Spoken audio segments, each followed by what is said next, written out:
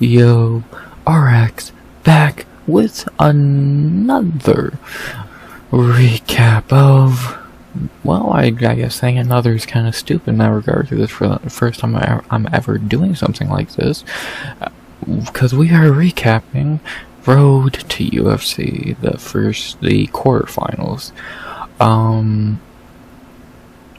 Yeah, I said I was probably gonna do this last week in the recap for that card, and fuck it, why not? English. It gets a video out this week, which it's good. I doubt y'all y'all probably were really enjoying your break away. Goddamn, I can't fucking speak. The break week fucking killed me. Y'all were probably enjoying this break away from me, but I thought, fuck it, why not do this? I want to start doing more videos, not just breakdowns and recaps, and at least of just UFC cards. And I think this is a great way to start. So, and if I was gonna watch this anyway, why not actually get something out of it? So that's how I look at it. But I wanted to put something out for y'all because I love y'all, and why not? Why not give this a shot? See how it does. Because I'm probably going to do this for Contender Series as well. I'll probably do a recap after every week in Contender Series. Not The Ultimate Fighter, because that's a TV show more than anything. It'd be 5 minutes. I think that's fucking stupid. I might do an Ultimate Fighter season recap overall, but I'm not going to do a full video for it. But for Road to UFC, why not? I don't see why not, so...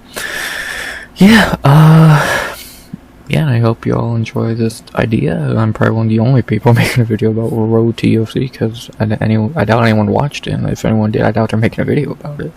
But, yeah, why not? I don't see why not give it a quick recap, because it actually was really enjoyable. Like, outside of it just, like, of course, like I said, if I was gonna watch it anyway, why not make a video about it? But, also, it's really enjoyable. Like, there was 20 fights over 2 mornings, 5 on each episode card, whatever. I don't know why they just don't do 2 giant 10-fight cards, but whatever. And it was fun. I have very few complaints, like, which is rare for Road to UFC, because usually Road to UFC sucks ass. But this year, the fighters really came out to fight. There was very few bad fights I could really point out, so... I enjoyed it. I thought it was really enjoyable, and a good little, I don't want to call it an appetizer, but a good little tease of fights this weekend, this week, I guess you would say. Even though this should happen on Thursday and Friday, I watched it yesterday on Saturday, so, yeah, I guess I still did watch fights on Saturday, but it was just pre-taped. Well, not pre-taped, but a rewatch, there we go. So, but I'm gonna stop fucking rambling and get into this recap, because it's probably not gonna be a long recap. It's not gonna be as long as my other recap, because I'm not gonna go in depth on every fighter and shit. Cool. I'll only do that in 3 fights, because they're not tournament fights, but for all the tournament fights, I'll do a quick little recap and tell you what I think.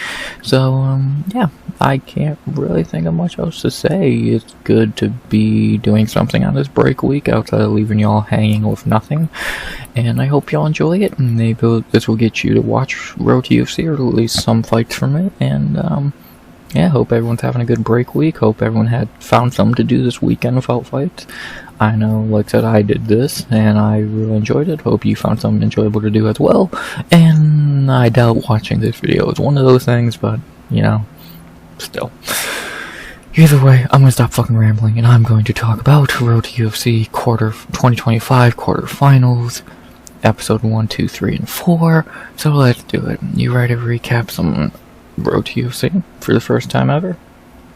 First video I've ever done that's not a breakdown, a recap, or an end of the year review of a UFC card breakdown and recap. Let's do it. I'm excited to give this a try. I know, give it a try, like I don't know how it's gonna go, but whatever. Last thing I'll say before I actually get into the recap, because holy shit, I ramble on forever. As always, please like, comment, and subscribe. 100 subs goal by the end of 2025. We got up to 73. Can we keep growing? If not, cool. If we do, cool. Either way, love y'all. Hope you enjoyed the video, and let's recap some fights. It's good to be doing something on break week, and let's do it. You ready? I know I am. Road to UFC quarterfinals 2025 recap. Begin. And I will just say this, because I said this at the end of the recap last week, but I'll say it again. Why did I not do a breakdown for this? Because I don't know any of these motherfuckers. The few I do, I know a few fighters. I'm not doing tape study. I'm not gonna make a video guessing. I still put picks in, and I'll tell you why I made those picks and all that. But yeah, a breakdown for this would be fucking stupid. It'd be the dumbest fucking breakdown I've ever made, which says a lot, so no, not doing that. Recap I will do. Same thing with Contender Series. I'll do recaps, not breakdowns. So, but that's that. Let's get into this as we get to our first fight of the night, our first of 3 non-tournament bouts. Which means it's pretty much a Contender Series fight. If you impress, you get a contract. If not, you fuck off. That's how Zhang Mingyang got to UFC. So that's kind of a cool mix in there.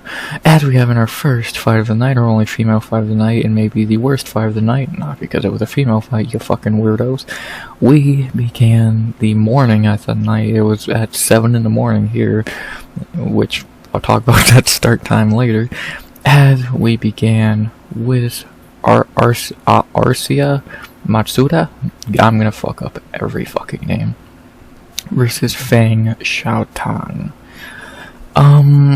Not a great fight.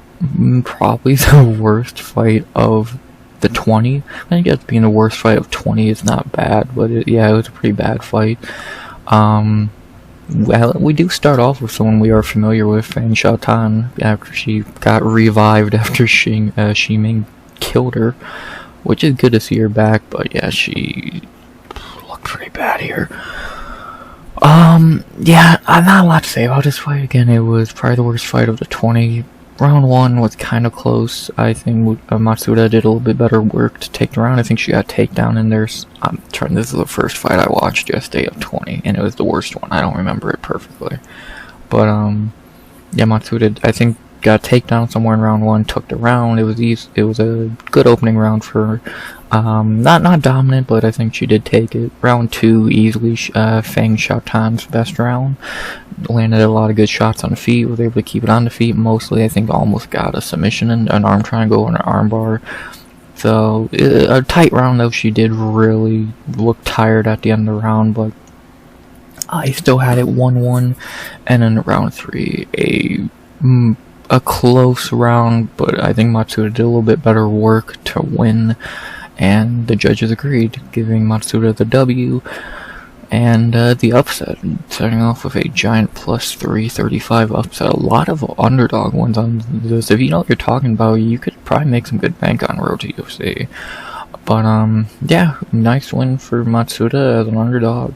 I agree with the judges. I think she did win. It, like, I'll put it like this, it just feels like she won the fight, if that makes any sense. I know that's a terrible way to describe something, but it feels like Matsuda won the fight. Feng was dead tired by the end of the round 2 and of the fight in general, and she just didn't look good. She had a few moments on the feet, but that's about it. I think Matsuda just, it felt like Matsuda won, and the judges agreed. I gave her 1 and 3. I forget what the scorecards were. Some really shitty scorecards on this. I'll talk about that more later.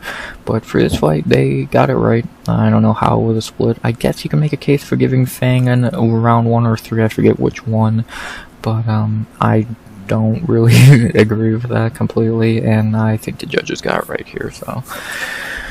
Nice one for Matsuda as a giant underdog in a terrible fight, and yeah, her game plan was to keep the better, taller striker down, and she did a decent job. Good for the former baseball player. Yeah, I don't know. I guess she was a former baseball player. Wasn't there another fighter who was a baseball player who sucked ass? Waldo Cortez Acosta, ain't it? Yeah. So, following in good footsteps, I see. But outside of that, not really much more I can add to this fight, so now let's talk about each fighter. Like I said, I'm not going to do this for every fight, I'm only going to do this for 3 non-tournament fights over these first 3 cards, because they are Contender Series fights. So, we'll start with Matsuda. I'll just get to the point. Does she deserve it? Should she get a contract? I say no. She is 30 years old, or maybe even older. She's 30 years old, 7-0. She didn't look great here. What weight class? Strawweight, if I'm correct? strawweight, a weight class that does not really need talent because they're already pretty good as is. She was not very exciting. Yeah, her striking didn't look great. She was mainly just grappler. Yeah, I don't think she should get a contract, to be honest. I like, again, if you gotta look at this like contender series, and after that fight, after watching that fight, if you asked me if she should get a contract, no. Like, maybe a short, if they need a short notice replacement sometime, maybe, or I'm down to have her on contender series, but after this fight alone, should she get a contract? Fuck no. I can't make a case for that. I think you'd really be pushing your luck to give her, well, not pushing her luck, but really reaching to make a case for her getting a contract. I don't think she looked very good. I don't think she's really going to, even if you did give her a contract, would she do a lot in the UFC? No. I think she would get beat. Again, you could make a case Fang did win this fight, so that says enough as is. I don't see a point of giving Matsuda a contract. I don't think she looked that great. Had probably the worst fight of the 20, and I just really struggled to give her a contract. The 7-0 record's nice. If she was a bit younger, maybe, again, she'd be on contender series or something, but aside being 7-0 and winning as a giant underdog, what did you really do here to warrant a contract? So, I say nothing. And we'll see what Dana does. So we know how Dana is with contracts when it comes to contender series. Everyone gets one, so we'll see. We might see Matsuda in the UFC sooner than we think, but in my opinion, no. So that's what I have to say. And then for Fang Xiaotan, I'll talk about the loser in these 3 fights because not a lot to say. She shows so much potential, but God, she is just not that great. Like in that Ximing fight, she was winning, but she let her guard down and got knocked out. In the Masuda fight, she really couldn't get going. The only thing that's positive about it is she's still super young at 23 years old. We might hear from her again in a couple years. I think the UFC should just leave her alone, let her go get more experience, maybe bring her back to Road to UFC or Tough if they want to do that. Contender series when she's 26, 27. Because she's just not ready right now. She's really not. She has talent. She's like a shittier Kong Wang, which says a lot. Give her time. I think the UFC should just leave her alone and let her develop outside of their fucking bullshit for a couple years, because she's just not ready. She has potential. I think she has a lot of potential, but it's just not her time right now. So she has potential, but outside of potential and being young, I can't really pick many great things out of her game right now. Again, let her chill on a regional scene, get some experience, and bring her back in a few years if she's earned it. And give her another shot. Then is what I would do. I don't know what the UFC is gonna do, but that's what I would do at least. So yeah, not really much else to say there.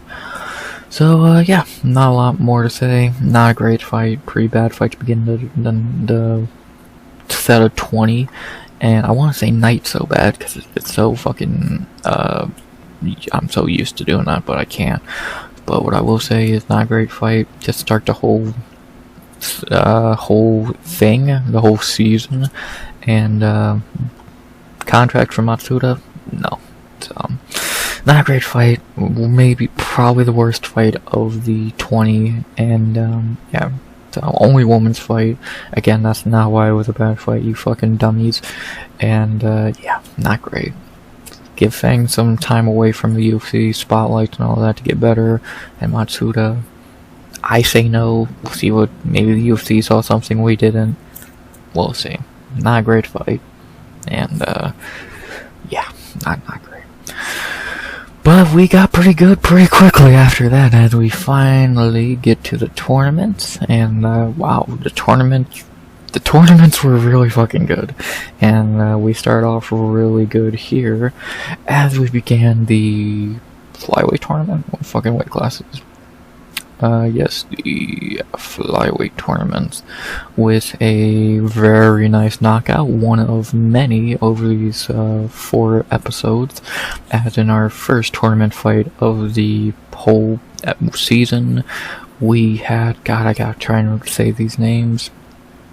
Namsral Steppe Warrior Batabayar, I'm so fucking sorry, versus Wataru Yamachi. I got that right. What a knockout, and a very decent fight overall from what I remember. Round 1, very close round, both guys landed some nice shots from what I remember. Both guys' chins were holding up well, not a lot happened. I think Beta Bayer got round 1, I don't remember exactly, but that didn't matter for much longer, as in round 2, he came out with a brutal right overhand that put Yamakachi down. One hammer fist later, he is pretty much out on the canvas, and that is that. Bata Bayer, by brutal knockout, one of many, as I said, at 46 seconds into round number 2. Not much to say. Very good knockout by Bata Bayer. Looked good. Had some nice power. Yamakachi's chin just couldn't hold up anymore because he took a lot of shots. Eventually it got broken, and yeah, that's gonna happen when you block punches with your fucking chin for a whole fight. You're eventually gonna go out cold, and that's what happened here. So, nice knockout by Steppe Warrior, and moving on in the tournament. Not a lot to say. I don't really have much more to add. We'll see how far Bata Bayer can go in the tournament. I don't think he's gonna go very far, because I believe in the second round he's fighting someone very damn good who I don't think he's gonna beat, but we'll see. Yeah, looked good. Beautiful beautiful right hook to put Yamakachi down. Hammer fist put him out. Good knockout, very good knockout. Looked good. Again, striking looked very solid. A Dana Bagaro student who I thought was a very underrated UFC fighter. And we'll see how far his student can go. Mongolia's only fighter in this tournament gets the W, moves on. We'll see how far he can go in the tournament. So, yeah, not a lot to say. Good win for Bata Bayer. Interested to see how far he can go in the tournament. Especially, I don't remember who he's fighting, but if he's fighting who I think he's fighting in the second round, good luck. And for Yamakachi, he didn't look great, but we'll see. Maybe he'll bounce back. Still young, only his second career loss. So we'll see if he can bounce back. I think he had moments in round 1, if I remember. So we'll see if the kid can bounce back. And that's about that. So nice knockout to really get the tournament going, wake people up in this early ass watch times for these live, and good way to set the tone for the tournament, boys. Great one for Mongolia, Bata Bayer, to move on.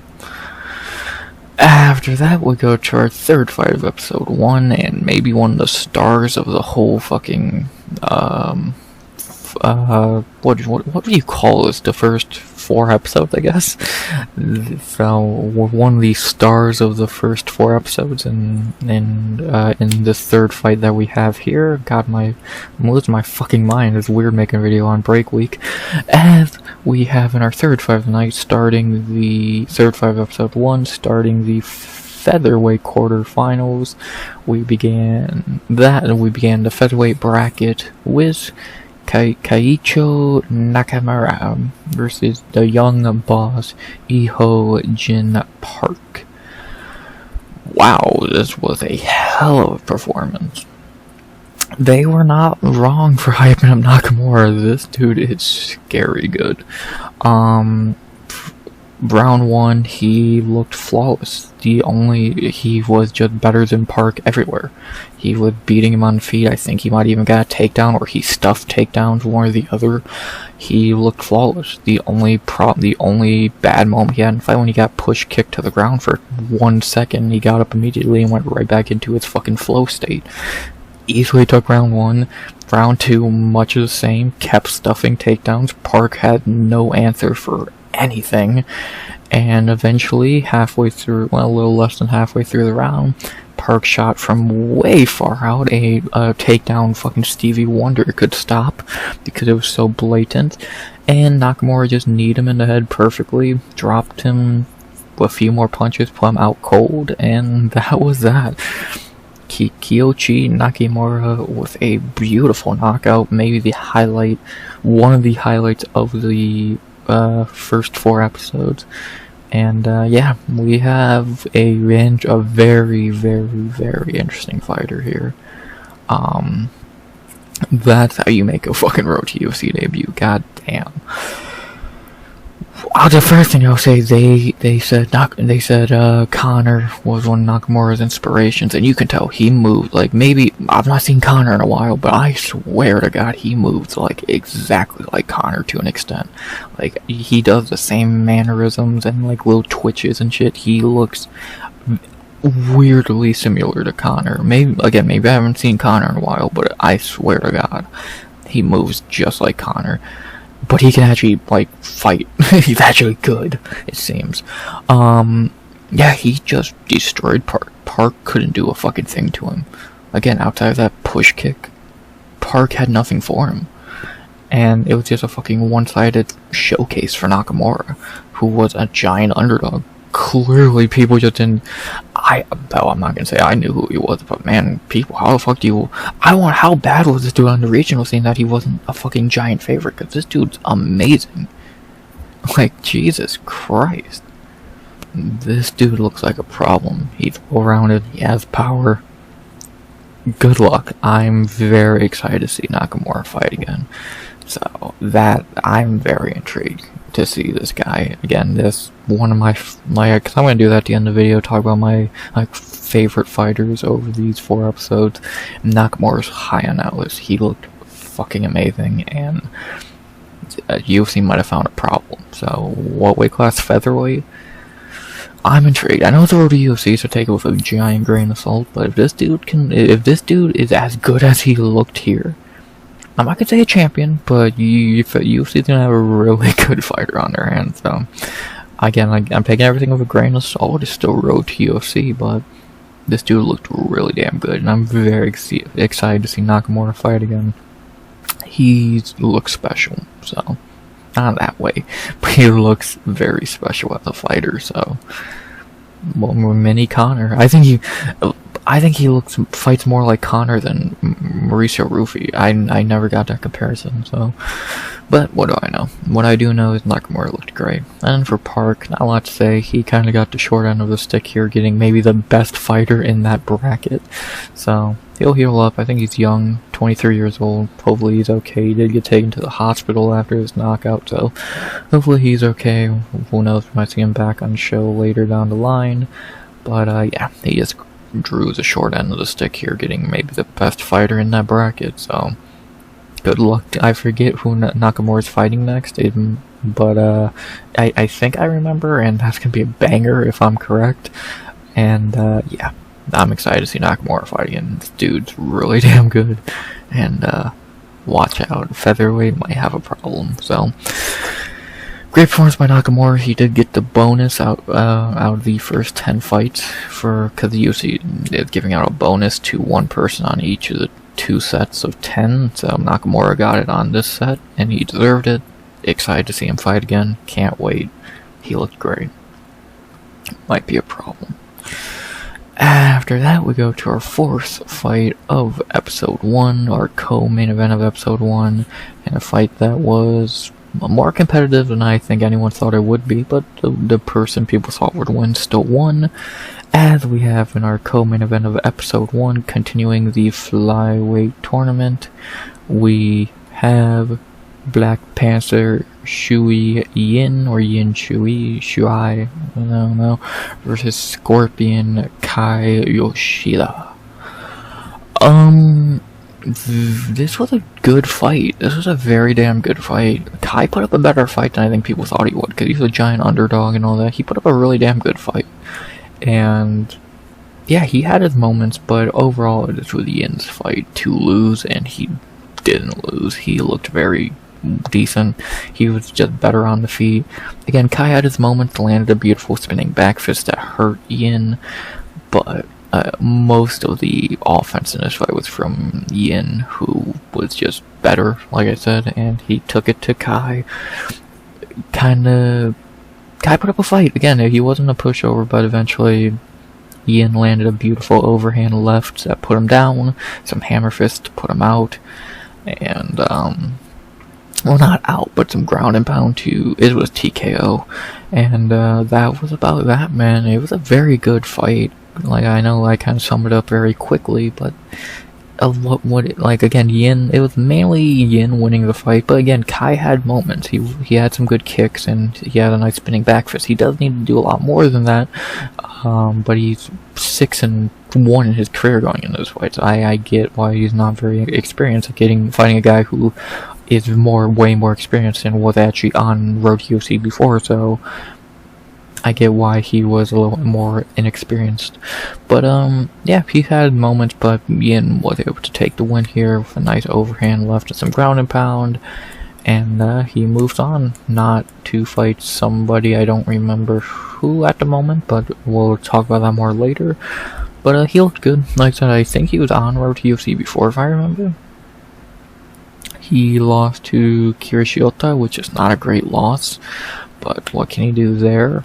Yeah, we'll see how far he can go in this tournament. It's his second time around. He looked good here. He had a tough fight in the semifinals, so we'll see how he does in that.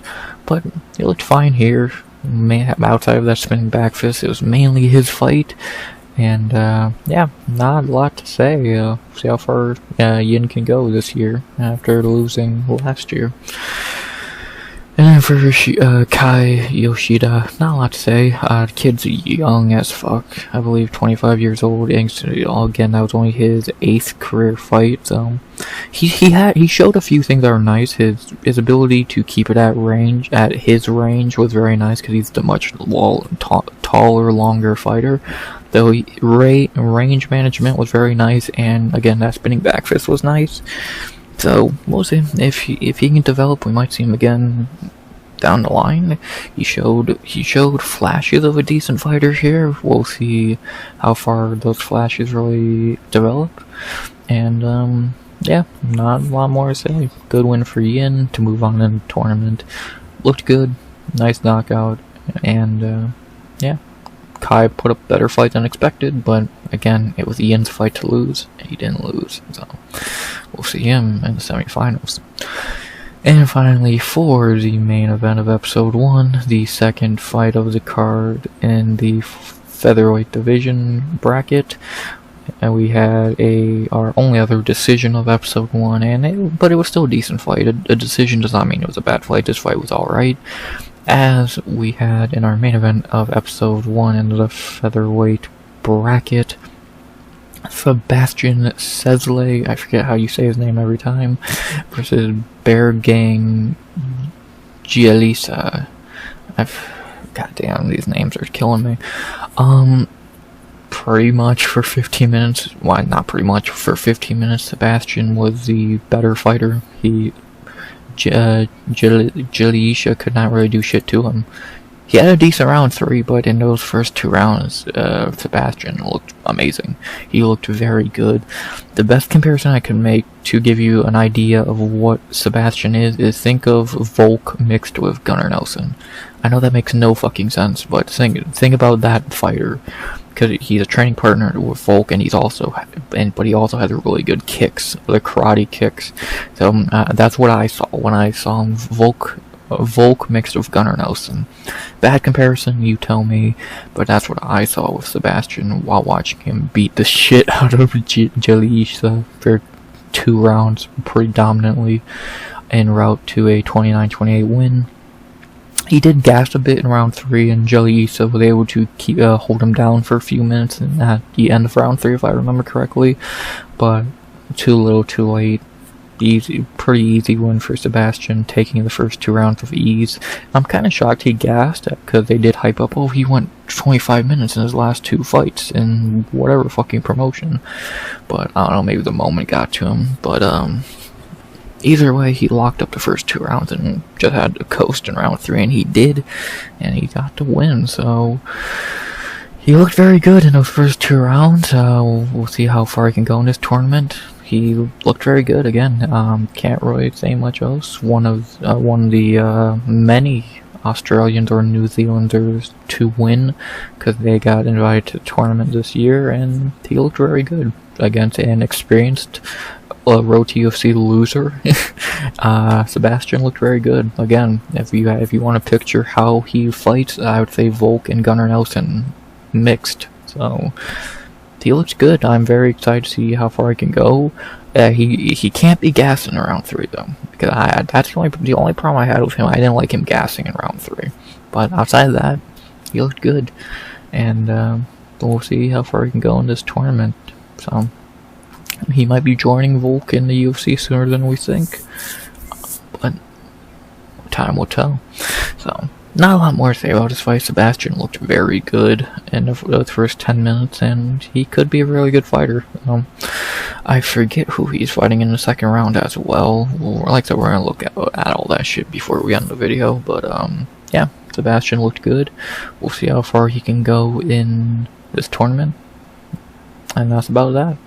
For Jelly Issa, not a lot to say. I've never thought he was that good. I don't know why they keep inviting him back. I've never saw him fight and thought he was good. He lost the tournament finals not even that long ago to Soo Young Yu, and then even before then he didn't look good en route to that finals. So I don't know why they keep inviting this dude back. He's not good. So whatever. Quick easy win for Sebastian, and good way to end episode 1 with an Aussie W, and yeah, we'll see how far he can go. So that's episode 1. Not really a lot more to say. It was decent. The first fight sucked. The 4 tournament fights were decent. 2 really good knockouts, and then 2 really good fights after that. Not bad. Not bad. Easily Nakamura was the star of the episode, but a few other guys looked pretty good, and I'm very intrigued to see what happens next with a few guys on this episode. So we'll see. Very good episode. I went 1 of 5 on guesses. I don't even want to call them picks because they were not picks. Not a lot to say about these. I picked Fang because I actually knew who she was, and I thought she would bounce back. Yeah, Yamagata, 50-50 fight. I think that even the odds were kind of close. Park, he was a big favorite. I thought he was going to win. Guess not. Yoshida, blue hair. I'm not kidding. That's how little I actually give a fuck. I'm just picking for fun. And Cezale because Jalise is garbage. So 1 for 5, not great. But I do actually I end with a pretty good pick percentage on this, so I'll take it.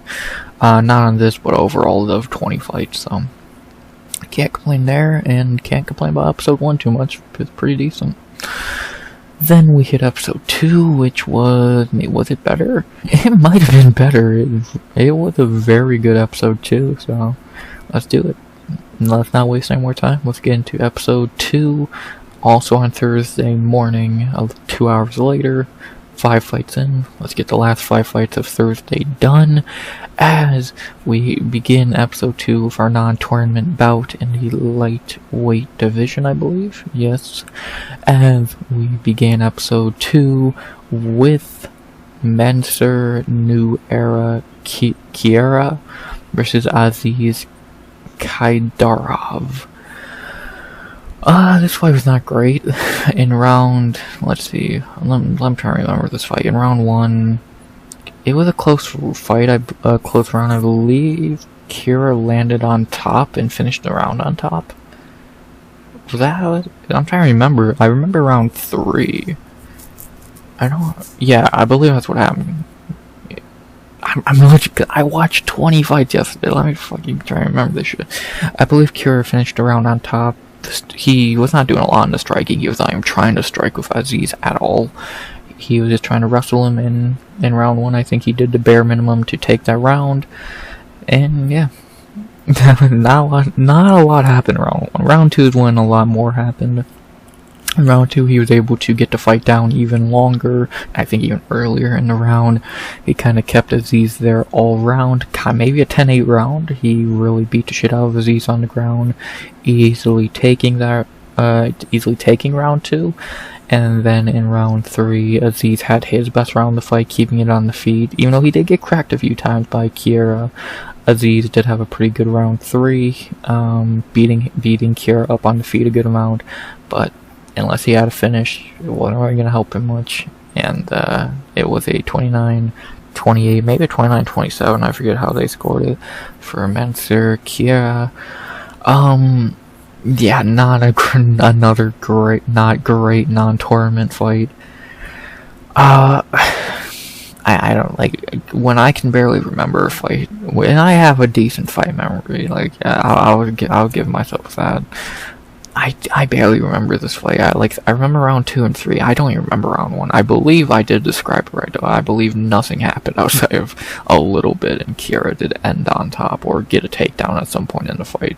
So, oh no, I think round 1 they fucking just hugged on the cage for 5 minutes pretty much. Yeah, and then Kira finally got a takedown. Yeah, that's more what happened. So, yeah, not a great fight. Better than the Fang Xiaotan fight, but still not good. Didn't really see anything great out of either of these two, so not great. Again, thing about if this was on a contender series, this would not be a great fight. Dana probably would not give a contract, but I'll talk about that in a second. And yeah, just not a really good fight. Not super impressed here with either guy, but what can you do? What can you do? To talk about the winner, Mansur Kira, 9-0 now, 33 years old.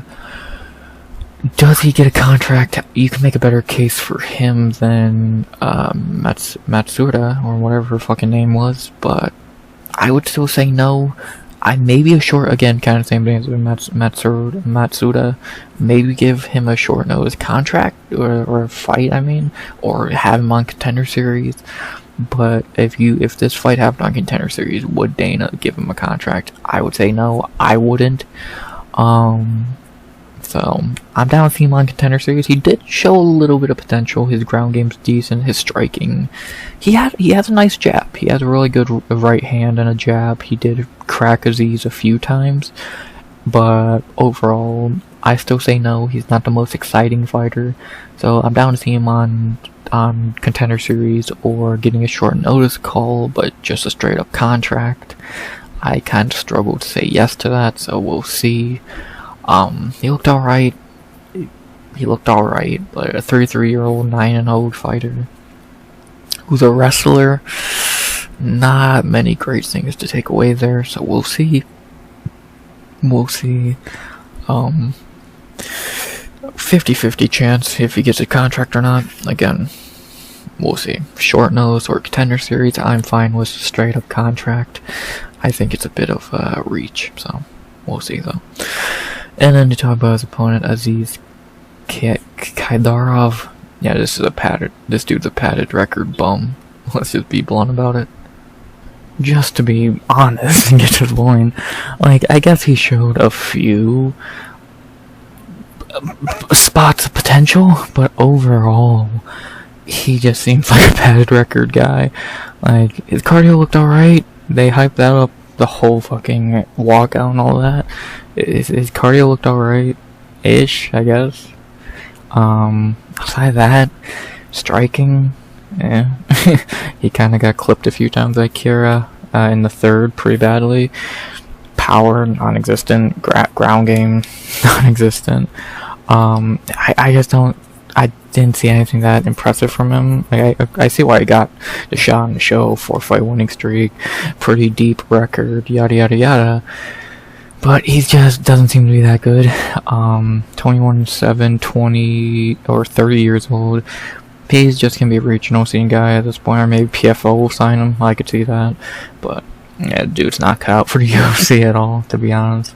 Again, showed a piece or two of potential, but like that, I did not see a lot worse taking from this fight with Aziz. So that's about that. About what I gotta say about that. So yeah, not a lot to say about Aziz. Even less good to say about Aziz. So yeah, but yeah, that's about what I gotta say about this. The second contender series fight of the night, pretty much. Not great. Better than the first one with the Fang, but still nothing great. And then, of course, again, the ultimate question, does Kira get a contract? I would probably say no. He's 33-9-0, not that entertaining. Again, maybe a short notice call or on a contender series, but again, if there was a contender series episode, would I give him a contract? No. So, good performance, nice win, but I didn't see anything that great from him to warrant a contract. So he's not a bad fighter, but not UFC worthy in my opinion. So whatever. Maybe the UFC thinks differently, but that's what I think. So good, but either way, good win for Kira. Looked alright, and we'll see what the UFC does with him. Maybe he'll get his shot, maybe not. I say no, but never know. So, we'll see, man. We'll see. After that, we get back to the tournaments as we continue the flyweight tournament after talking with the third of 4 flyweight fights. And this one, I don't know, you can call it a fight. It was a mauling more than anything. As in our third flyweight tournament fight of the season, quarterfinal fight of the season, we head back down to flyweight. I think, God, these fucking fights melt in my brain of no UFC. As we have in our second fight of episode 2, our third fight of the flyweight tournament, we have Aaron Tao, not Toe, versus, what's his nickname? Tazawamp? I have no idea what the fuck that is or how you say it, versus the Black Cobra Rio Trito. Not a lot to say here. This was a fucking mauling, as I said. You can't even really call this a fight, in my opinion. For 86 seconds, Tao just beat the shit out of Rio on feet. Hurt him a little bit. Eventually got him to the ground. Beat the shit out of him on the ground, and eventually the ref had to stop the fight. Just a beating by Tao. Like, that's the best way I can describe this fight. The dude just wrecked Rio. Rio had no idea what was coming at him or what he signed up for, and it showed right away. He was not ready for a guy to fucking swarm him like this. So yeah, just got his ass handed to him. About what I can say. Dude just got swarmed and couldn't fucking get back into the fight because he never got into the fight. So yeah, yeah. The only thing you really talked about this fight were those shots Tao was landing back of the head or whatever. I don't think so. I think they were illegal. A few were, but I think most of them were illegal, and the ref agreed since he did keep the win nonetheless. So good to see that. Gotta be careful with that. There was another fight or two with some questionable back of the head shots, but not really that big of a deal. No DQs or anything, thankfully. And yeah, Tao gets his win, in his second chance. He had his obviously we all know Tao from the Contender Series, where he lost to Elijah Smith, who is really fucking good. So that's not a bad L at all. And now he's getting his second chance down at flyweight as well. That bantamweight. I don't know why he's fighting a bantamweight. Now he's at flyweight. Looks good. Beat up an undefeated guy, even though he looks like a pretty shitty undefeated guy. And we'll see how far Tao can go in this tournament. His second, and as he would put it, his final chance to get in the UFC. Let's see if he can do it, man. At flyweight, he could be really good. He has the power. He has the aggression. Still not sure how he does late into a fight. We'll see about that. But overall, for his second chance and his fucking first fight down at flyweight, let's see how Tao does in this tournament. So, if I remember, he has a tough ass fucking semifinals fight. So good luck. You're gonna need it. Should be fun. I'm excited to see how that one goes. We'll talk about that in a little bit. But yeah, good one for Tao. Second chance. First W. Needs 2 more to fulfill that chance. We'll see if he can do it. Not very much more to say.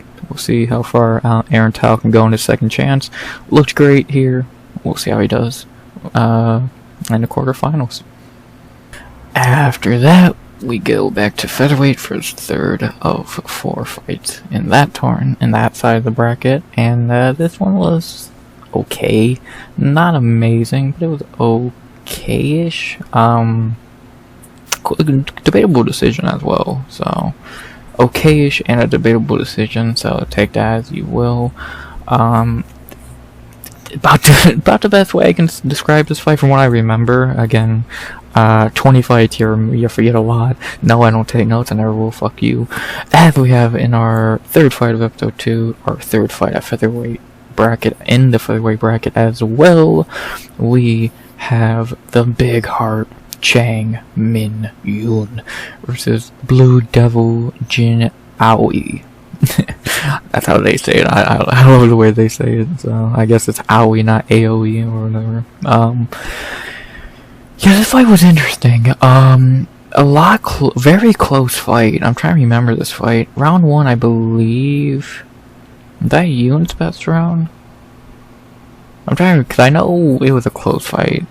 Did I agree with this decision? I don't think I did.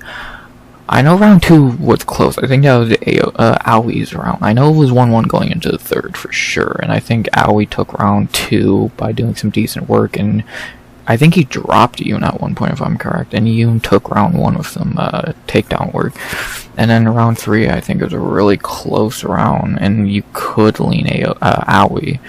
So this was a very close fight. I know I'm recapping it terribly, but A, you're not going to go back and rewatch this fight anyway, and B, sorry that I'm not remembering the 8th fight of 20 that I watched yesterday, so oops. And easily the worst fight out of these 4 or these 5 from episode 2, even though this was a fine fight. It was a debatable decision. I think I might have scored it for Aoi, but I'm not calling it a robbery. I might not agree with it, but I'm not calling it a robbery. You could definitely make a case for Yoon winning this fight, because like I said, it was definitely 1-1. I think it all came down to round 3, which was also very close. So yeah, we'll see.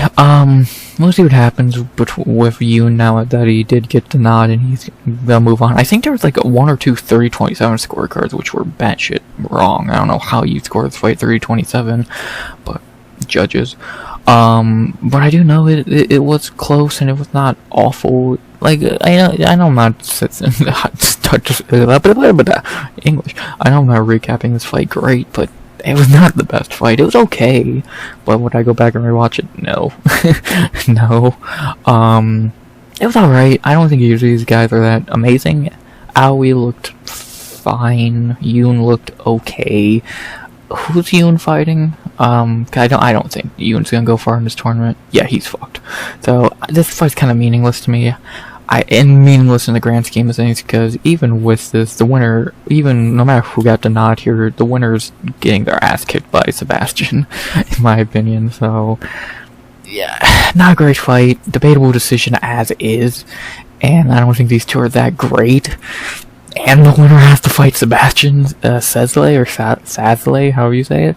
Yeah, good fucking luck. Fine fight, but not really much more to say about this fight. Again, a pretty meaningless fight, because the winner has no chance against Sebastian, and the fight wasn't that great anyway, and another debatable decision. So all those things combined kind of leave you with a fight that was definitely the dark spot on this episode 2, which was kind of decent. I even think, was the first fight better? The Aziz Karen, how you say it? Debatable. Yeah, either way, not a lot to say about this fight. Yoon looked fine, AoE looked fine, but yeah, it pretty fucking meaningless in the grand scheme of things, so that's about where I'll leave it. So I don't think you really care to hear anything else about it in that fight, because I don't care to say much more about it, because I want to get into our co-main event of episode 2, back to flyweight, with our final flyweight fight of the quarterfinals bracket. We have maybe the most impressive fighter of the weekend, or not the weekend, but of the first set of 20 fights, the first 4 episodes, I guess. I want to say weekend because it's fucking fights, but it didn't happen on the weekend. But maybe our most impressive fighter of the quarterfinals in general. As we have in our coming event of episode 2, our final flyweight tournament fight, Agu Lali versus Midru Crusher Sakia. Well, calling this a fight is pushing it. This makes the Aaron Tal fight look like fucking close. Long story short here, Aguilera, they started for the first 10-15 seconds. It was a feeling out process, and then Aguilera just bum rushed him, dropped him with a beautiful left hook, put him out cold pretty much on the cage, 2 more right hands while he's already out against the cage, and that was that. Aguilera, 37-second knockout to move on to the semifinals. This kid's good. He's 21 years old. Not even. He's 20 years old. And yeah, he might be a problem at flyweight. I know, take a grain of salt. Again, it's Road to UFC. He fought an Indian, which they can't. I'm sorry, no hate, but goddamn, can they not get a good fighter? Pooja Tomar is their best fighter by a landslide. That says a lot. But yeah, I would take it with a grain of salt. But what can you really say? This made Aguilera look like a fucking $1 trillion. This kid, fuck Raul Rosas. This kid's better. So I don't know what you want me to say. The kid looked flawless. 37 seconds, put a dude out, took his O, advanced to the semifinals. Can't look any better. You truly just can't look any better. And what a fucking performance by Aguilera. This kid is good. This kid's scary. I think that flyweight bracket might have a problem on their hands, and good luck. Aguilera, Nakamura, and one other person we'll talk about in episode 3 were my top 3 fighters of the first 20 fights, and yeah, Aguilera looked really damn good, so I'm excited to see him fight again. I think he's fighting... Who the fuck is he fighting? He's fighting Batabayer, so good luck to Batabayer. I will talk more about that later, but for right now, not a lot to say. Aguilera ran through this poor kid, so good win for Agu. Interested to see how he looks in his next fight, and yeah, this kid is a problem. This kid's a problem. Flyweight, you might just have a new problem on your hands if you didn't have enough already. So, good luck. Not much else to say. Aguilera looks fucking amazing, and I can't wait to see him fight again. Long and short of it. After that, we get to our main event of episode 2 to end off the featherweight bracket, quarterfinals wise, with a okay fight, nice knockout, as we head into our main event of episode 2 to end the set of 10 fights on Thursday morning, as we had to end episode 2 and the featherweight quarterfinals, the underdog Kai Wen Lee versus Pinnacle Dong Hong Xiao. Decent fight. This was decent. My round 1, both guys had good moments. It felt like Kai Wen was doing a little bit better overall, but both guys had moments. Xiao was putting up a really good fight, actually. I'll give him respect there. Both guys had moments around hurting each other, landing good shots. But overall, again, I think Kai Wen took round 1, and then round 2, much of the same. A lot of good striking exchanges. Both guys landed good shots, but kind of like the fight we talked about earlier. When you take so many punches with your chin, you're gonna go down eventually, and that's what happened with Xiao. Eventually, he ate a brutal right uppercut, left hook combo, and got dropped. Ate some ground punches after that, and that was that. Yeah, nice quick W for Kai Wen and his return to Contender Series. I think, is this his second or third attempt? I don't remember. This is his second attempt after losing the finals against Yiza 2 years ago. So this is his second attempt, and he looked good. He looked pretty good here. Xiao put up a good fight, but Kai Wen was just a little bit better overall. It seemed the whole fight, and he was able to just be the harder hitter, better fighter. Dropped Xiao, put him down, finished him, and got a nice W. So to advance to the quarterfinals, where he will fight Nakamura. I'll talk about that in a little bit, because that's going to be a banger. And yeah, not a lot to say. Quick night for Kai Wen. He looks good. This dude hits punches so fucking quickly. It's kind of insane. So that's one of the fastest punchers I've seen in a long time. Like, go back and look at that ground and pound he was doing and see how they were some of the quickest punches you'll ever fucking see. So this is Kyron could do decently if he was fighting anyone but Nakamura. So good luck to him in that regard. And but he did get a nice one here to close out episode 2. Nice knockout. And we'll see how far he can go in this tournament. Maybe he'll get the upset against Nakamura and win the tournament down the road. But I have my doubts about that happening. But right here, he got the win, advanced into the quarterfinals, and looked pretty good doing it. So we'll see how far he can go in the tournament. So yeah, good one for Kyron, and we'll see how far he can go. He's been in the finals before. Can he get back and get revenge? We'll see, but also what we'll see is episode 2 was pretty good. 4 finishes, or 3 finishes in the tournament, 2 decisions. The 2 decision fights were the 3 finishes were really good. Another pretty good episode. Episode 1 and 2 were pretty solid. I have very few complaints. I think episode 1 better. It felt like it had less bad fights, so take that as you will, but both had only 2 decisions and 3 finishes, so kind of same. What would you value? Which decisions were worse, pretty much, because all the finishes were good, so take that as you will. Yeah, not really much else to say for these first 2 episodes. We finished the flyweight and the featherweight bracket, and we'll see what happens in those brackets. Again, we'll talk about the fights in the semifinals soon, after we get done with episodes 3 and 4, and yeah, not really much else to say. Let's stop wasting time. Let's get into episode 3, which, of course, like the other 2, began with a contender series fight kind of thing, as this time we head up to welterweight for a fight that was quick and easily the most impressive of the 3 contender series fights type of things, as we have in our first fight of episode 3, our first fight on Friday morning, bright and early. We began episode 3 with Kit the Killer Campbell versus Shogu Tora Sato.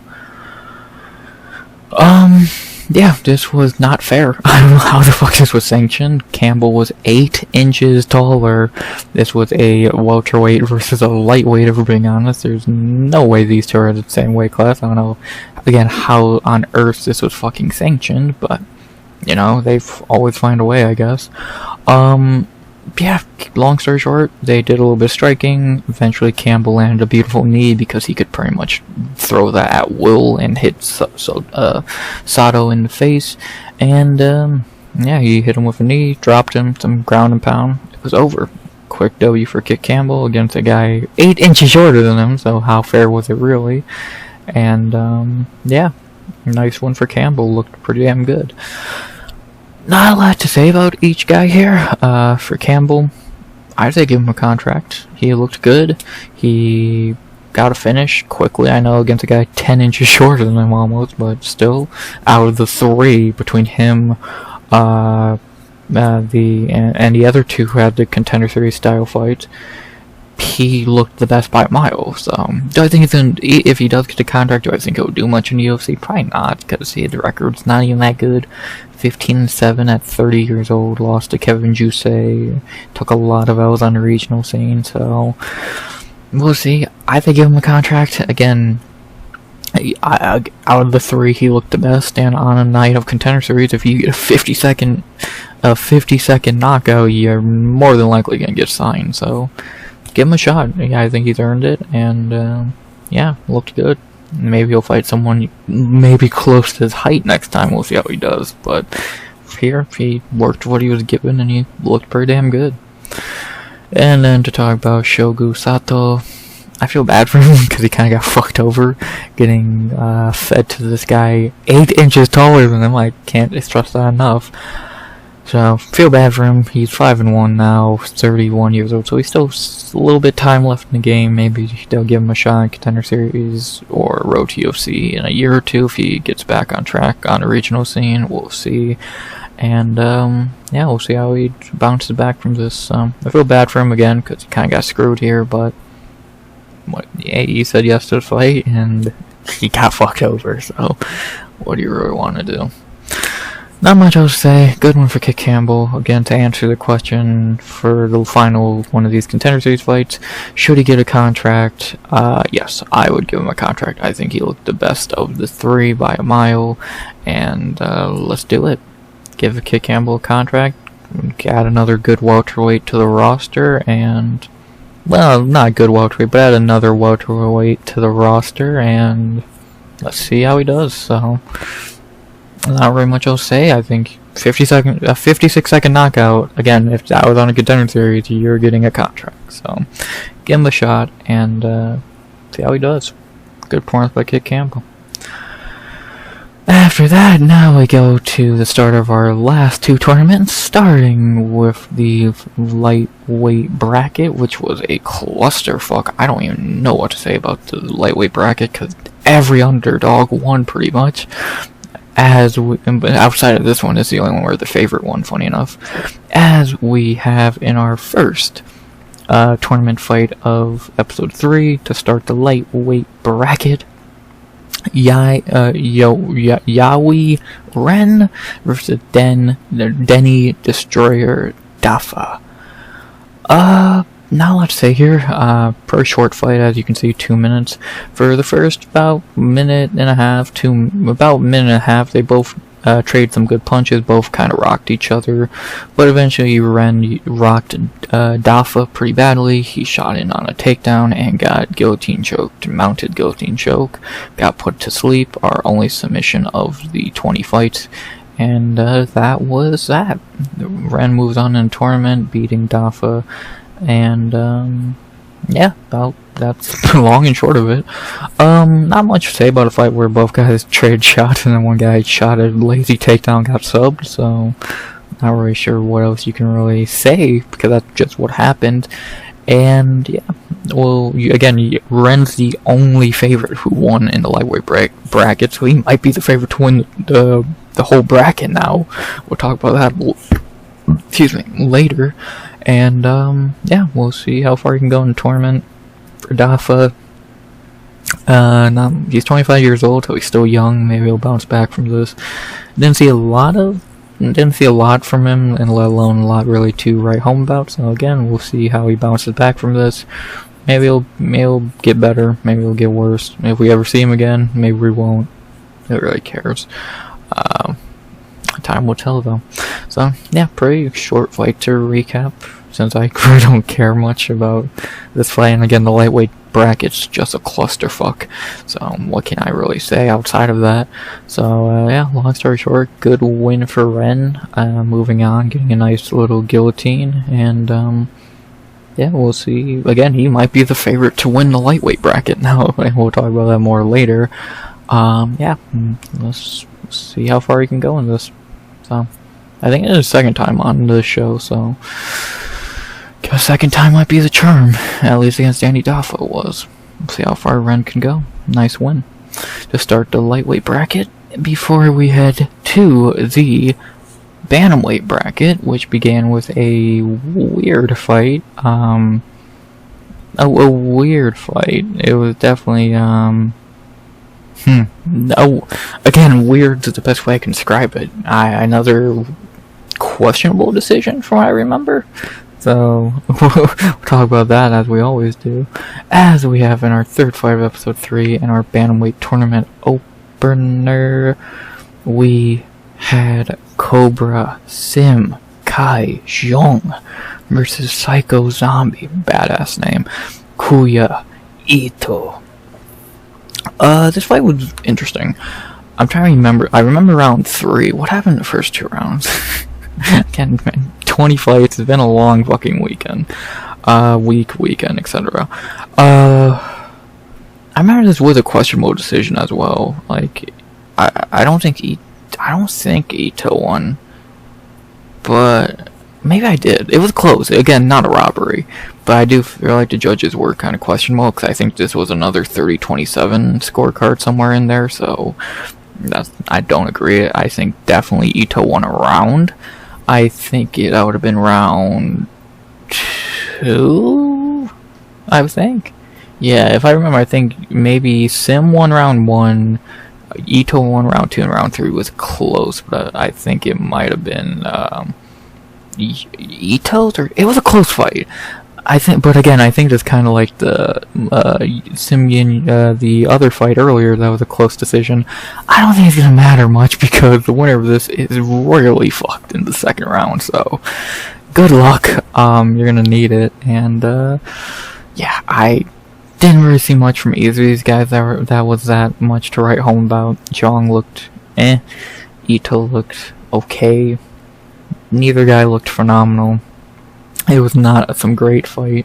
Don't really remember much about it. Yeah, I really don't have much to say. I don't. Again, kind of like the Yoon fight earlier, the winner of this really doesn't matter. Kind of meaningless because they're just getting fed to someone much better.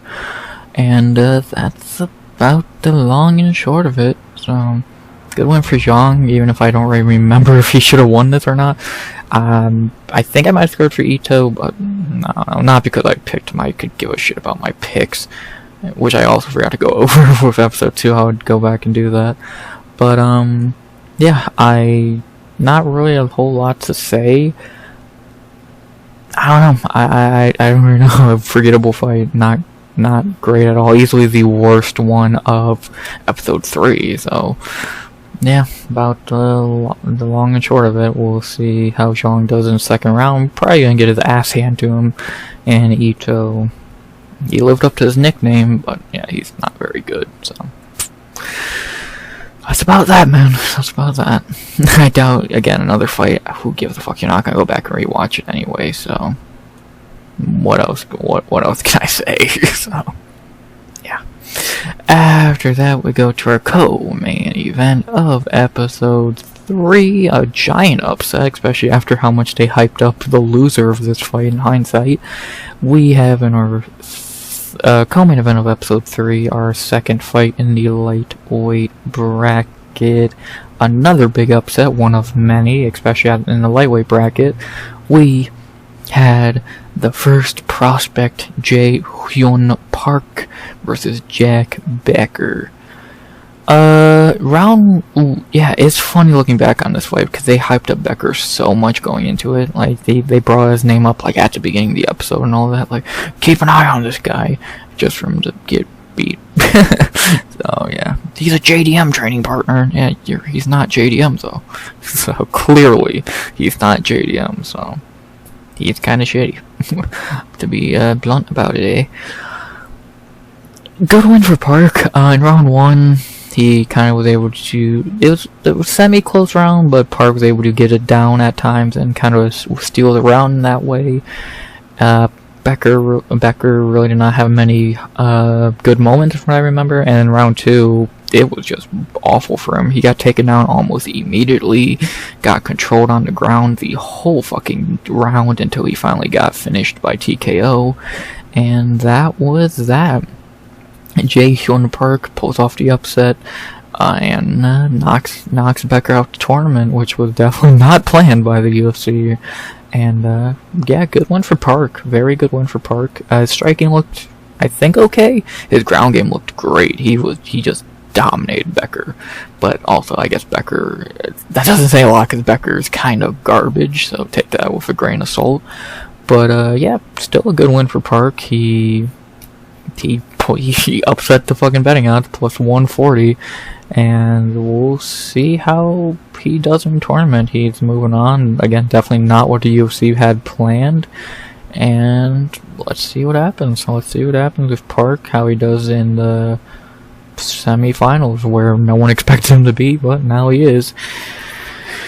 Well, good for him. And then for Becker, yeah, he sucks. All hype, no substance. Normal UFC hype machine. Gets beat. I would expect nothing less. So UFC can't pick talent if they fucking tried. And yeah, didn't seem like Becker tried either, so I guess they have that in common.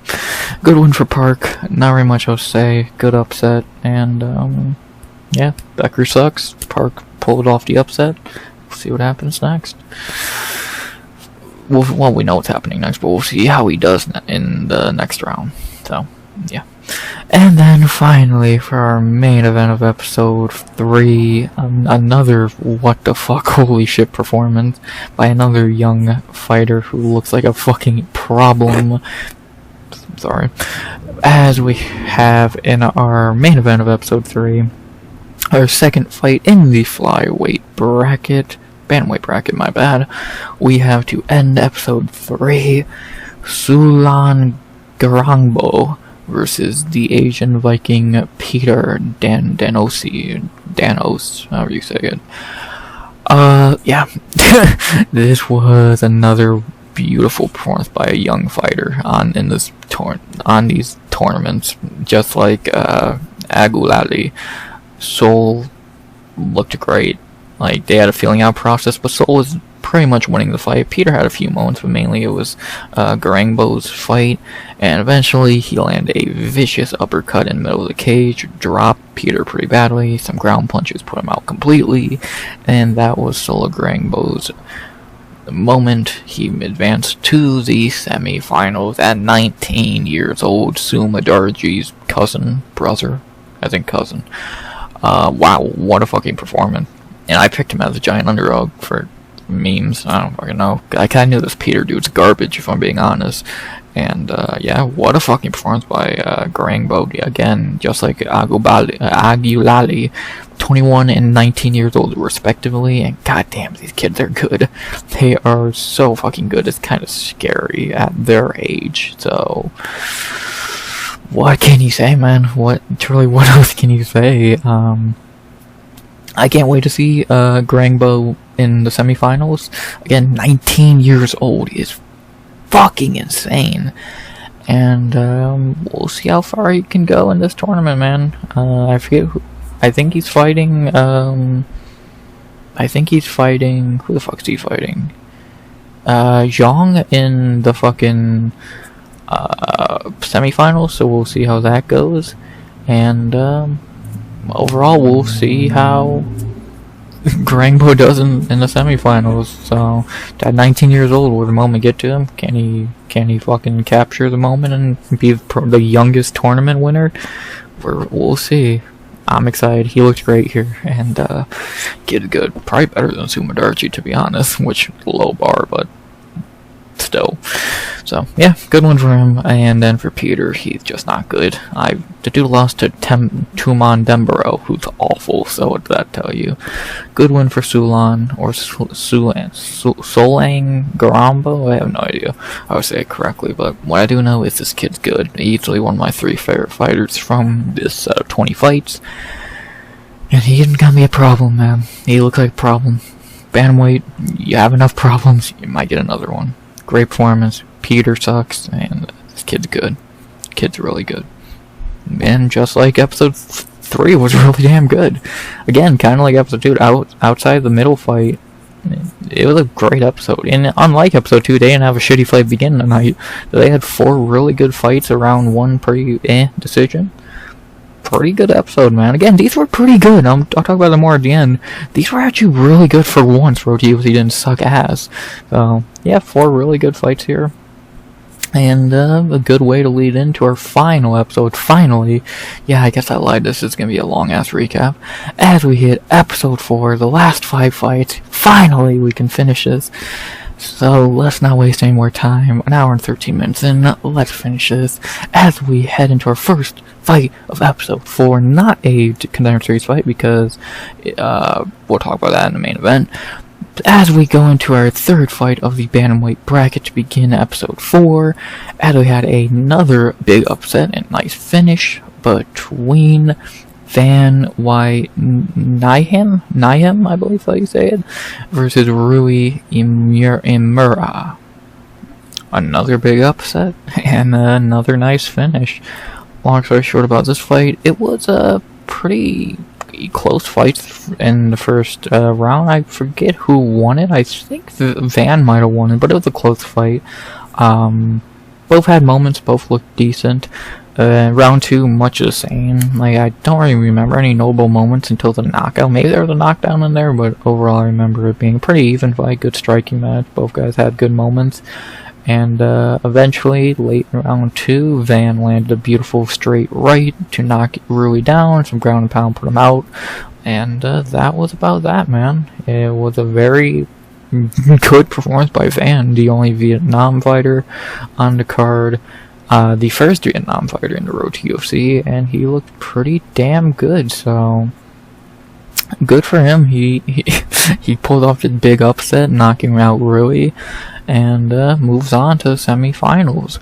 He looked good. He looked pretty damn good. I think he stopped some takedowns, or he got some takedowns. He looked pretty well-rounded as a fighter, and he should do decent in the semifinals. He looked good. I can't really put much simpler than that. Another fight, and no crazy memorable moments happened before the knockout. Like I said, that I remember, maybe there was a knockdown, but from what I remember, it was a pretty even fight, and then he landed that big shot and put Rui down and out. So good performance by Van. Now let's see how he does in semifinals. Representing Vietnam, taking them to the semifinals, and good shit. Very, very good shit from Van. So yeah, can't really say much else there. We'll see how Van does in the semifinals. Rui, I think he's kind of young still, 26, so he could bounce back. We'll see if he does.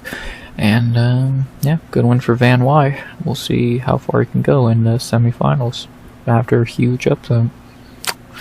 The only other Vietnam fighter in UFC is Quang Le, from what I remember, so both coming off wins. Good for them.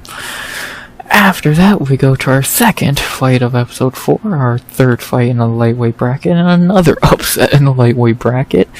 Even though this one was also a kind of bad fight, to be honest. It was alright.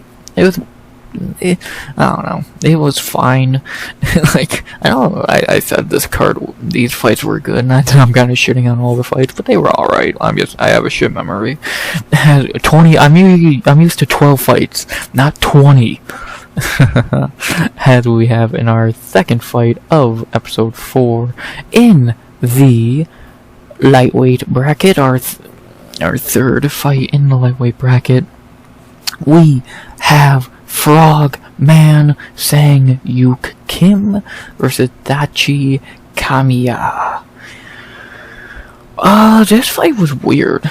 It started off, Kamiya started alright, was going for takedowns, striking a little bit, etc., but he seemed like he gassed himself in like 3-4 minutes. By the end of round 1, he was completely gassed. I don't even know if he took round 1 for what I remember.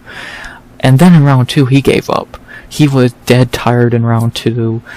Kim just put on the pressure. At one point in the fight, Kamiya is against a cage with his hands down, just eating punches, barely moving. Eventually, he shot another takedown. Kim reversed, got on top, got into a crucifix, Valentina Andrade style, and he elbowed him out. So, a good win for Sang-Yuk Kim, pulling off the upset in his second shot on the show. And, yeah, taking Kamiya's O, and that's about that. Another upset in the lightweight bracket, which is just becoming a mess by the second, and it doesn't get better. Yeah, good win for Kim. He was the more experienced guy. You can just tell. Usually, I think that's a little bit of a silly statement, but you could just tell who was the more experienced guy here. Kim looked like a veteran fighting a guy who hasn't really fought adversity yet, and that held up to be true pretty much on the nose. So, great performance by Kim. He looked really damn good, and yeah, good win for the Frogman, pulling off the upset. We'll see how far he can go. In a wide open lightweight bracket, we might see Frogman in the finals. Always a possibility. So, second time's a charm, it seems. He looked good. He was able to be the veteran in there and get the W, and take Kamiya's O. So, yeah, that's about the long and short of it. Beautiful crucifix finish by Kim, and yeah, not very much I'll say for Dachi. He's young still, I believe. He's 26. Maybe he'll get better. He just needs some fucking cardio, man. Jesus Christ, I've never seen a fighter gas that quickly. And for Kim, we'll see how he does in the semifinals. Second time around on the show. We'll see how far he can go. Getting a win is a lot better than he did the first time, if I remember correctly, so see how he does. Second time's a charm for the Frogman. maybe. Good finish, good upset, and yeah, lightweight bracket just falling apart now. So, yeah. I'm sorry. After that, we'll go to our third fight of episode 4. Maybe the best fight of the, overall fight of the entire, 20 fights. As we have in our third fight of episode 4, our last fight in the bantamweight bracket, a banger, and I say it again, a banger, in the bantamweight division, as we had Lok Yin Lawrence Louis versus Qinghai Zhang. What a fight. Just a fucking knockout, drag out, banger, knockdown, drag out, whatever you want to say. Right off rip, the fight started like 40 seconds in. Zhang knocked down Louis and took the round off that. And the rest of the round pretty good, but mainly Zhang took the round off, knocking down Louis. Because after that, Louis kind of just laid on him the rest of the round, from what I remember. Round 2 is when it got even crazier. Halfway through the round, or early in the round, or the other, Louis just starts throwing these fucking standing elbows, and they're just vicious. Cut Zhang open really badly above his left eye, even a little bit on his right eye at times, and just some prime Tony shit right there. The Shademan blades, and those blades are sharp. And then he beat him up the rest of the round after that also. So 1-1 going into the third, and Louis kind of did more of the same as he did in round 2, just kind of beating Zhang up pretty damn badly. Zhang just really had nothing left after he really got cut after round 1, let alone after he got his fucking eyebrow split in half, and that was pretty much the end of that for Zhang. He kind of took a beating in round 3, and it was a 29. I think all 3 judges scored at 29-27, which I understand. Goddamn. Yeah, Louis looked good. Louis looked good, well-rounded. His striking, as we talked about, looked great. A lot of grappling, which I didn't bring up because who the fuck cares. But he had a really good grappling base as well. He looked good, man. He looked really damn good, and yeah, from City Kickboxing, you can tell to an extent, but also you can't, because it's like City Kickboxing, but different at the same time. And he looked good. He looked really damn good. Excited to see him in the second round. I think he has a banger in the semifinals, which I can't wait for. And yeah, let's see what fucking happens, man. Let's see what happens with Louis. Looked really good here. Pat, again, this, in my opinion, this is probably the fight of the first 20 episodes. Just a bloody banger. And we'll see how far Louis can go in this tournament. Zhang, heal up, get the cuts fucking healed up if you can, because goddamn. I think he's only I think Zhang's kind of young still, so he can bounce back from this. He didn't look awful, but he was just not. There was a better fighter in this fight, and it was not Zhang. And yeah, we'll see how far Louis can go in this tournament. He looked very well-rounded, looked very good, and looked like another him and fucking Sebastian, both looking like maybe the future of Australia and New Zealand MMA, because they both looked fucking phenomenal. So yeah, we'll see how far Louis can go in this tournament, and be the first New Zealand winner. Never know. Great fight here, though. Can't really say that enough. Really good fight. Again, probably the fight of the tournament, of the quarterfinals, I'll say. And we'll see how far Louis can go. Looked great. His elbows are dangerous. His ground game's good. Good luck to whoever has to fight him. And then for Zhang, heal up, kid. And goddamn, you got fucked up. Great win for Louis. I'm excited to see what he does in these quarterfinals. I forget who he's fighting, but it's probably gonna be a banger. I can't wait. So, kid's good. Kids are really good. City Kickboxing, you might actually have a good fighter for once, because you're not hitting on a high basis at the moment. But enough about that banger. Let's head to our second to last fight and our final fight of the season 4 quarterfinals. I'll explain why there's one more fight after this when I get to that. As we have in our final season 4 quarterfinal of this set, we have our final fight at lightweight, right? Yes, lightweight, or final upset at lightweight, because goddamn, that weight class just fucking again, I said it every lightweight fight, but upset after upset, as we have in our coming event of episode 4 and our final season 4 quarterfinal, we have Street Buddha Dam Ma Fan versus the Chief Yuji Yannick Epoviga. Wow, what an upset. I was really excited to see Yuji because he looked like he had a good resume. He looked good from the few highlights I saw, and he got fucking exposed here. For 3 rounds, well, for 2 rounds, Fan just really took it at him, got him on the ground, beat the shit out of him.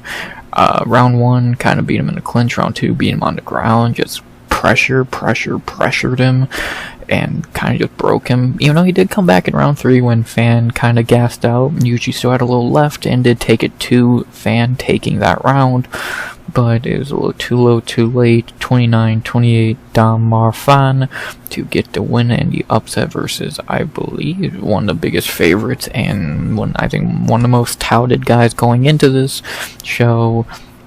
What a win for Fan, for Street Buddha. I'm still torn between if this was Fan is actually good or Yuji sucks ass. I'm leaning towards a mix of both. So I'm not trying to take anything away from Fan. He dominated those first 2 rounds. But again, should that be impressive if Yuji sucks? Because Yuji had I don't know. Yuji kind of got fraud checked here.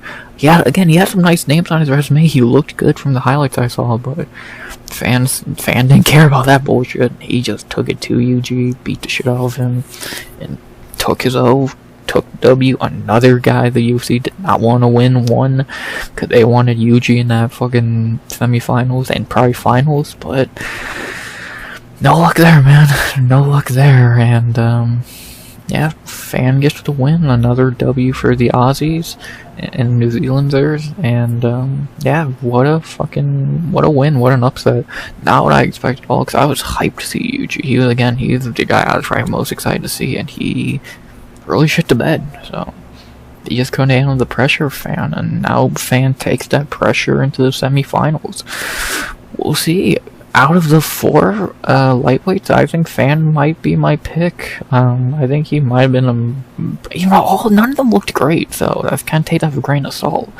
So we'll see how accurate that prediction is. And yeah, not a great fight, not a great fight, but good upset, good win for Fan. It wasn't awful, but it wasn't great. It was a fight. Again, I can't call it bad, so not being a bad fight is definitely important to an extent. And yeah, good one for Fan, man. We'll see him in the quarterfinals, and for Yuji, completely fraud checked. Completely fraud checked, so poor guy, but he should have looked better. He just really looked bad. He looked like he couldn't handle the pressure at all, and he couldn't, so good win for Dalmar to spoil the UFC's plans and the betting odds again, and go to the semifinals. So we'll see how far he can go actually, and again, we'll see if he's actually good or does Yuji just suck. Only one way to find out. Good win for Fan. Not a lot to say about an okay fight, and good way to end off the quarterfinals of season 4. So pretty good shit. Pretty good win for Fan. Again, Yuji fraud checked. Again, the dogs barked a lot during these 4 episodes. So Fan was the last one of the dogs, and he barked the loudest. It's probably spoiling a lot of parlays and making a lot of people lose money. Good one for Fan. Moving on to the quarterfinals. The last fighter heading to the quarterfinals, I should say. So yeah. Now to get to our final fight overall, and a fight that's not season 4 related, but season 3 related. I'll explain that more in a second. As we have in our season 3 featherweight, I believe, is it featherweight? Featherweight tournament finals. Long overdue to see this fight. We have in our main event, our final fight, our season 3 featherweight finale. We had the hypnotist Zhu Kanji versus the stalker Shea Bin. So why is this fight happening here? Because they were meant to have this fight on the Piotr Jan Davison Figueiredo card back in Macau, like the other 3 finalists, but Zhu broke his hand or whatever, and it had to get rescheduled here. So it got rescheduled to here. They did it, and we finally got a winner in a really lame fight. To be honest, this was probably the second worst fight of the 20. The only fight that was worse was the Fang fight, and again, this was not much better than it.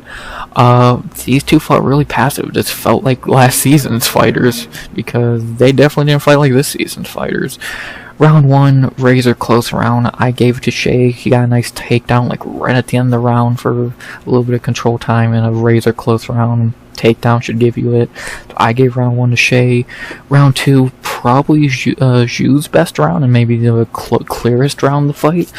If I remember correctly, Zhu had a really good round 2, kind of taking it to Shea at times and taking that round from what I remember, if I remember correctly.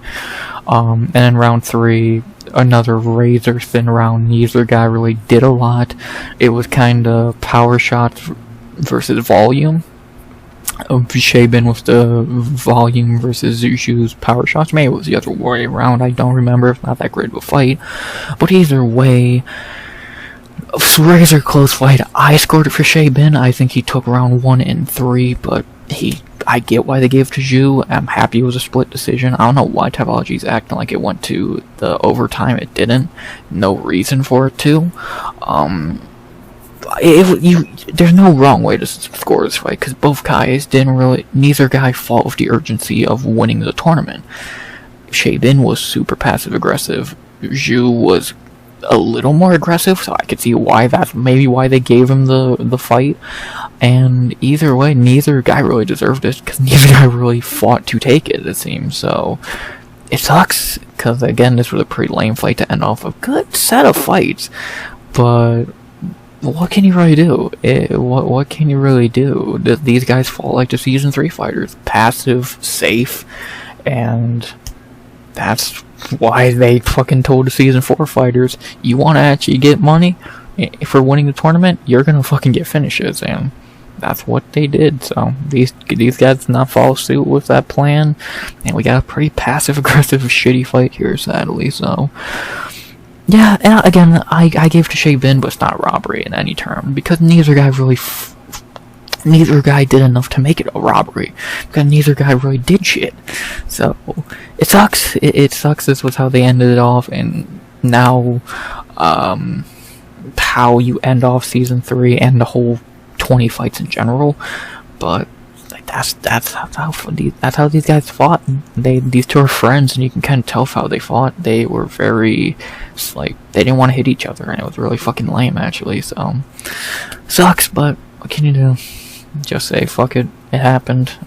One of the few bad fights of these 20, and it happened. It's gonna happen. Not every fight's gonna be a banger. We all wish, but that is pretty impossible, sadly. Just complete wishful thinking, praying for that. So what can you do? But what I'm going to do now is the final thing is to talk about each fighter, since now Zhu Kanjie is in the UFC, winning the featherweight bracket for Season 3. He's now in the UFC. I don't know how he's going to do in the UFC. I don't think he's going to do great. I don't think he's going to be bad, but I don't think he's going to do great. Like, he'll probably be okay. He'll win some, lose some, but do I see a guy who's going to be top 15? No. Top 20, 25? No. He seems like he's going to do as good as Yi Zhak did, and many others. I just don't think he's going to be that great. I don't see a lot of talent with this guy. He's okay, but I just don't see a lot. And we'll see. We'll truly see. So good luck in the UFC. We'll be probably seeing this dude on the Shanghai card later in the year. We'll see how he does. He's not bad by any means. Don't get me wrong. He's not bad, but we're gonna see how he does in the big leagues now. So let's see. I don't have a lot of hype for him, but we'll see.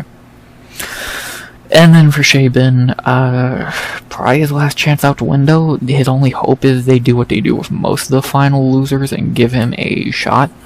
like they did with Jekka and yada yada yada, all those fighters. So, which I think he deserves it to an extent. He's earned it. Kid's not bad. He's 27 years old, 13-5. He's not bad. He just kind of doesn't fight to his...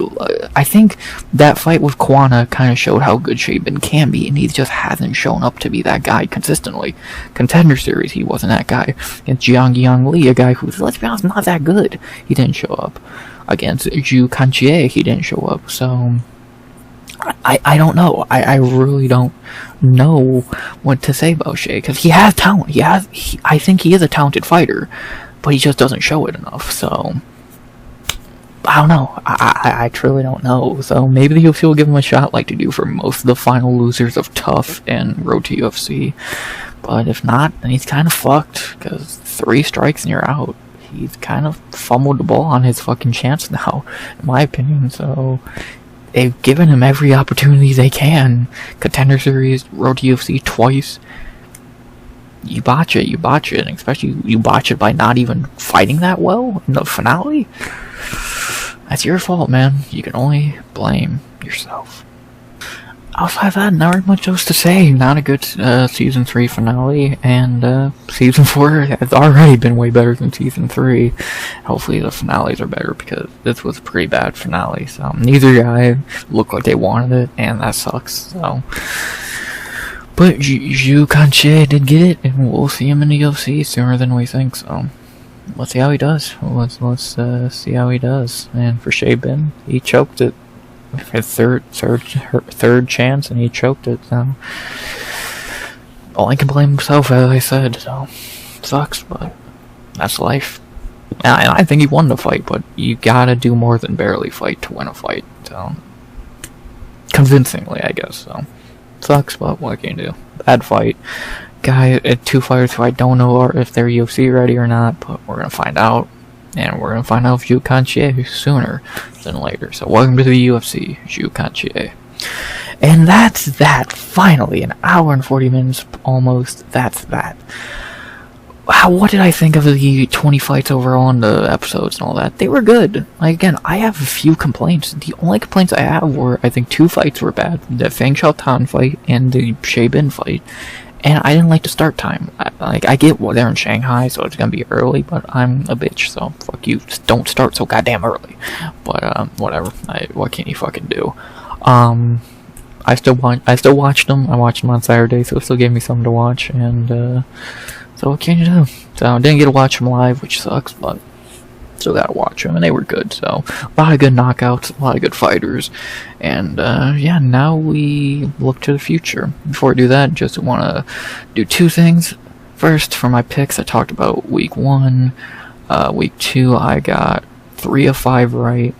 Aziz, silly pick. I 50-50 fight, picked wrong. Tao was easy. AOE, close fight, 50-50. Agulali, easy pick. Lee, easy pick. Shocked by the finish, though. I think that's his first Road to UFC finish. For week 3, 2 of 5. Campbell, easy pick. Dafa, joke pick. Ito, 50-50. Becker, I fell for the hype, even though I didn't even know it, but I fell for the hype. And Sugrangbo, easy underdog pick. Like, come on, how is he the underdog? Peter's garbage. And week 4.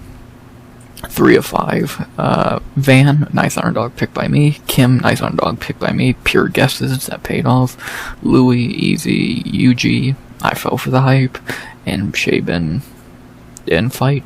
So overall, I went 9 of 20, so I'll take it. That's better than I thought I would do. What, 45%? I'll take 45% or around that range for guessing from mainly every fight. I'll fucking take that every time. I'm never gonna complain about that. So guessing is key, man. That's how you do it. Lastly, before we look to episode 5 and 6 and finally close out this video, what fighters impressed me the most? I think you kind of take a guess, but there were 3 fighters. Kircho Nakamura, that dude looked flawless. Can't wait to see him in his next fight and how he does. Next, easily Agulali. It's not in order. Agulali, talked about him. Can't wait to see how he does. He looks amazing. And number 3 was easily Sulin Gangbo. So Gangbo, Agulali, and Nakamura are my 3 guys to watch going into the semifinals. I can't wait to see them. They look great, and even we'll throw in Sebastian to make it an even 4. So yeah, pretty good one. Oh, I want to throw. If you want to go back and rewatch any of these fights, if you want, I would say skip the first and last fight, Fang and Shapen, and if you want to skip some of the decisions, you can. The only decision you shouldn't skip is the Louis fight. That fight was a banger. Watch that. Everything else, watch all the knockouts. They were really damn good and very entertaining, so check them out. And finally, lastly, let's look to the future Road to UFC episode 5 and 6 as we hopefully finally end this goddamn video.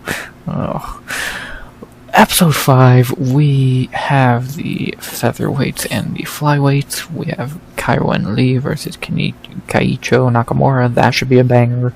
I'm definitely taking Nakamura in that, even though that's going to be a banger. He's going to be tested there. I'm excited for that. And we have Chang Min Yoon versus Sebastian Zezele. Easy win for Sebastian. I think he looked way better than Yoon. So, in a perfect world, we get a Sebastian Nakamura finals, and god damn, that'd be a banger. And then at flyweight, got Shuya Yin versus Aaron Tao. That's an interesting one. Tao might actually have to fight deep in that. We'll see if he can, how long he can swim without sinking. So that should be an interesting one. We saw what happened when he couldn't finish the guy on Contender Series. Let's see. I'm probably gonna lean Tao there, but that's gonna be a banger. And then Agulali versus Batbayer. Agulali should put him out pretty easily. If I remember, Batbayer's opponent hurt him a few times, so what the fuck is Agulali gonna do? So, yeah, that's a really good 4 fights, though. Like, I'm hyped for those 4. That should be a really fun one. Is this shit? About 2 months? August 22nd, I'm guessing 23rd. Yeah, keep an eye on these, man. These should be good. These should be really damn good. I'm very excited for these. Like, Nakamura, Agulali, Tao, Sebastian. They should be good. And then that's just episode 1 or episode 5. Let's look at episode 6, the lightweights and the bantamweights. Not excited for the lightweights, as we have Sang-Yu Kim and Yewai Ren. That's a close one. More than likely, Ren's the favorite to win the lightweights at this point, as I've said earlier, and he probably will. But Kim will be a little bit of a test, but more than likely Ren wins that. And then Park and Fan's a weird one. That's a very interesting one. That could go either way. A perfect finals, in my opinion, would be Kim and Fan. I think that'd be a fun one, but a funny one and a fun one. But yeah, I won't be that Park Fan fight's tough to try and predict. And then at the bantamweight, Van and Louis, that should be good, but Louis should probably take it. And Solo Gangbo versus Zhao, easy knockout for Bo. So do a Gangbo Louis finals, dude. That would be a fucking banger. So I'm excited for these next episodes back in August. Those should be good. I won't do a breakdown for them. Maybe. We'll see, but I definitely will recap them, and they should be good. There are some good fights there. I can't wait for some of those. So, and that's Road to UFC Quarterfinals 2025 recap. A little longer than I expected it to be, but I'm an idiot who rambles for 25 fucking minutes about a fight. So what does that tell you? Sorry about this video getting out a little later than expected. A lot of bullshit happened this weekend, and just a lot of bullshit going on, but I still was able to record and get this out. I hope you enjoy, hope you appreciate it, and yeah, man, I do this for y'all. I enjoy doing it. Don't get me wrong. I do enjoy doing it. I wouldn't do it if I didn't enjoy it. I love talking about MMA. I always will. Clearly, it's my sport. I love it, and I love y'all. Thank you for watching. If you made it this far, if you watched even a second, thank you. Like, dislike, whatever. I hope you enjoyed. I do this for y'all, and this is my career. This is my dream. So I want to start doing more than just UFC breakdowns and recaps of the actual cards. I'm going to do Contender Series recaps. I'm going to talk about Tough at times. I'm going to talk more about Road to UFC. I want to do more. I want to make more content for y'all, and I can't wait to. So, when will you hear me again? You'll hear me Friday for a breakdown of UFC Vegas 108, I believe. Blanchfield and Barber. Not a great card. Even especially after taking a hit from losing Obon Elliott and shit like that, so that fucking blows. But no matter what, I'll still break it down on Friday, like I always have and will, and then I'll recap it on Sunday. So there you go. that's my schedule for the next little bit, and that's that, man. You Road to UFC 2025 quarterfinals in the books.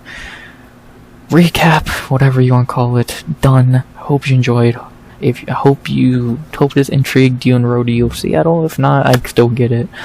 Bare minimum, go watch a few highlights, because some of the knockouts are really good, and some of the fighters are to keep an eye on. Watch all the guys I hyped up lose. So just be ready for that. But yeah, I'm gonna stop rambling. I'm beyond tired of talking about these fights. I watched them for a full day yesterday. God, UFC, you find a way to drag everything out. And yeah, there you go. Hope you enjoyed. Thank you for listening during the break week. I told you I was going to do something, and I did. So I hope you enjoyed. Hope you enjoyed a video from me during the break week, and hope your break week was good. So now let's get back to fight week. With that being said, I can't think of anything else to say unless I'm going to say something, which I don't believe I am. So let's close this out like we always do by saying, please like, comment, subscribe. 100 subs, always the goal by the end of 2025, because we're never gonna fucking hit it. And so, but whatever. 73 of you, I love all of you, and hope you enjoyed. So as always, hope you enjoyed the video. Please like, and as always, RX. Finally, God, how do I always make a video go so fucking long? Out. Good vibes, only, and always.